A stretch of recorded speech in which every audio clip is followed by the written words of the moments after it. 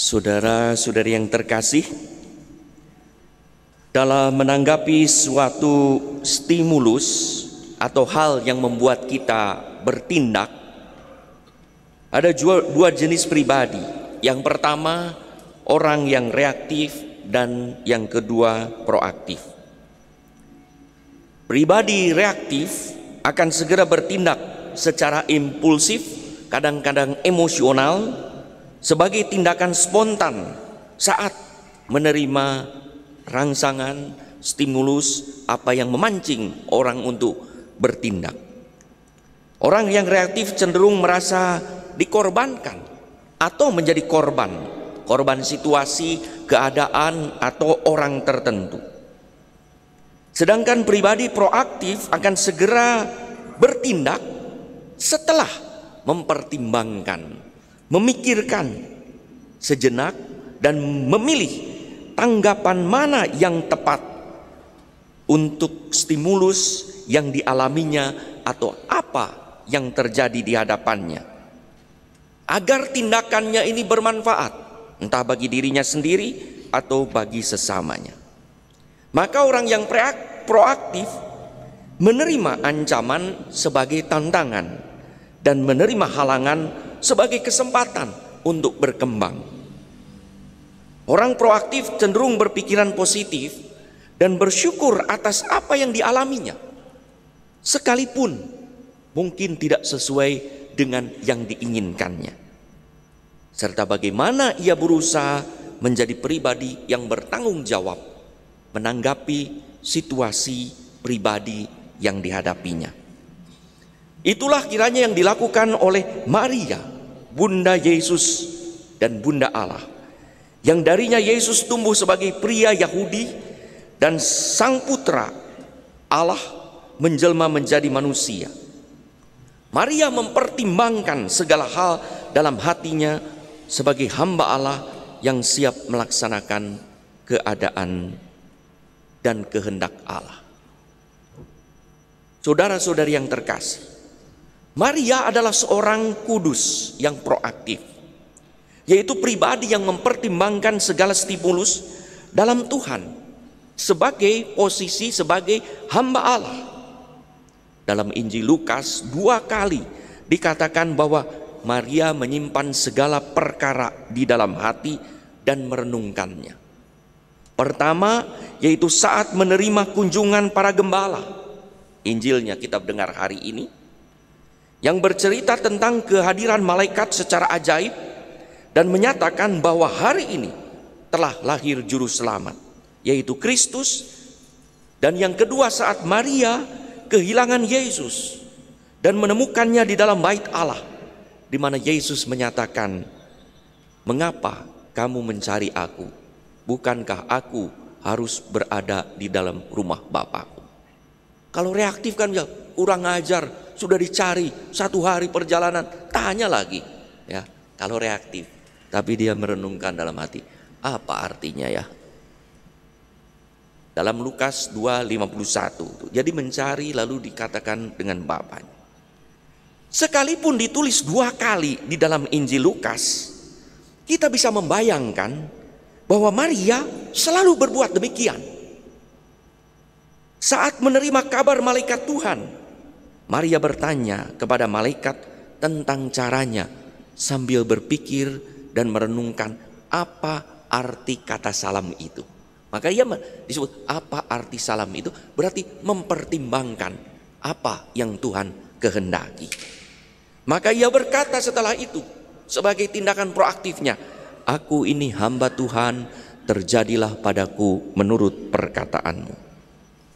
Bayangkan saja bagaimana reaksinya saat menerima berita bahwa Yusuf mengajaknya ke Betlehem untuk mendaftarkan diri, padahal pada waktu itu Maria sedang hamil tua, harus berjalan naik keledai. Bagaimana reaksi Maria saat mencari tempat penginapan dan tidak mendapat, dan akhirnya mendapat kandang binatang untuk melahirkan Yesus? Dan juga bagaimana reaksinya saat Yusuf mengajak pergi ke Mesir, padahal bayi masih kecil, ke negeri asing lagi. Kalau Maria adalah pribadi yang reaktif, langsung bereaksi secara emosional, menyalahkan keadaan, menyalahkan Yusuf, menyalahkan pribadi, menyalahkan pemerintah, menyalahkan kaisar, menyalahkan orang lain, bahkan menyalahkan Allah, pasti rencana Allah untuk menyelamatkan manusia tidak akan terjadi seperti ini, tapi ada cara dan kisah lain. Dan iman kita yang kita miliki tumbuh. Perayaan Ekaristi yang kita pestakan hari ini juga terjadi karena Maria telah menjadi pribadi yang kudus dan proaktif. Bukan hanya proaktif, tetapi proaktif dan kudus. Proaktif ditempatkan dalam tatanan dirinya sebagai hamba Tuhan. Seraya terus bertanya kepada Tuhan di dalam hatinya, apa yang Tuhan kehendaki melalui berbagai peristiwa yang tidak saya kehendaki. Saudara-saudari yang terkasih, dalam peristiwa hidup kita ada banyak hal yang kadang-kadang tidak kita kehendaki, membuat jengkel, membuat marah, dan mungkin membuat sepaneng.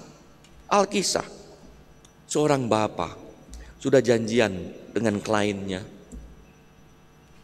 lalu supirnya datang berkata, pengawalnya, "Pak, mohon maaf Pak, kita terlambat, mobilnya tidak ada." Dia bilang, "Tidak mungkin tidak ada, saya kan sudah janji." "Tidak, soalnya dipakai ibu. Katanya ibu akan kembali 30 menit lagi." Belum, marah langsung. "Tidak bisa, saya akan terlambat, proyek akan gagal, saya akan kacau." Lalu dia, "Tapi Pak, tidak ada tapi, keluar, beritahu kalau mobil ada, tapi keluar." Nah, itulah reaksi. Baru saja mau menjelaskan tapi sudah disuruh keluar. Disuruhlah pegawai lain masuk. Pak, mobil, apalagi kamu keluar." Baru saja mau nyampaikan, keluar lagi. Dia tunggu setengah jam, lalu akhirnya pegawainya ada di depan. "Ayo, mobilnya sudah datang." "Sudah datang Pak, sebetulnya tadi sejak 30 menit yang lalu, tapi saya mau omong disuruh keluar Pak." Nah, itulah reaktif ya. Coba kalau dari tadi tidak reaktif, apa ya? Pas jalan keluar mau ke mobil, lalu dapat didekati oleh sekretarisnya, "Pak, mohon maaf, katanya pertemuannya diundur 1 jam Pak." Nah, rugi lagi ya, sudah marah-marah. Lalu apa yang terjadi? Ada banyak hal. Kadang hujan, mau ke gereja hujan, mau pergi ke pesta, sepatu copot gitu ya, baju belum disetrika, lalu rambut kucel. Ada banyak hal yang kadang-kadang istri terlambat, suami terlambat, anak-anak belum siap. Ada banyak hal di dalam ini ya. Nah, bagaimana reaksi kita? Jalanan macet lagi ya, ada kecelakaan dan lain sebagainya. Apakah kita termasuk pribadi yang reaktif atau proaktif? Semoga kita bukan hanya menjadi pribadi yang proaktif, tetapi juga kudus seperti Maria yang merenungkan di dalam hatinya apa yang sesungguhnya Tuhan kehendaki dengan mengizinkan segala hal terjadi pada kita, termasuk hal-hal yang tidak kita inginkan.